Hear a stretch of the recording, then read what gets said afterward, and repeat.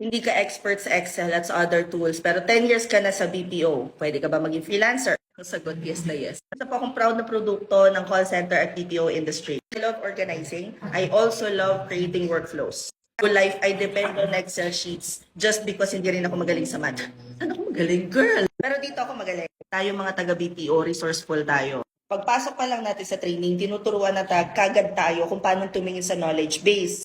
Dito sa freelancing, ang difference lang niya ang knowledge base natin ay hindi isang system or isang CRM kung hindi Google, isang malaking Google. Isa pang edge ng mga taga-BPO kapag gusto na nila mag-transition to freelancing is that you guys already have vast experience when it comes to multitasking at hindi kayo takot makipag-usap sa telepono, which is one of the core skill set of a freelancer. So no, hindi problema kung hindi ka magaling or hindi ka expert sa kahit na anong tools. Dalawang bagay lang yan, either will or skill. Tandaan nyo yung coaching ETL nyo. Kapag ang problema mo ay skills, pwede mo pag-aralan yan. Pero pag ang naging problema mo na ay will, you're not really willing to learn, doon ka magkakaproblema. I hope this answered your question. Comment any questions you guys have about working from home. Follow for more work from home chismis. Bye!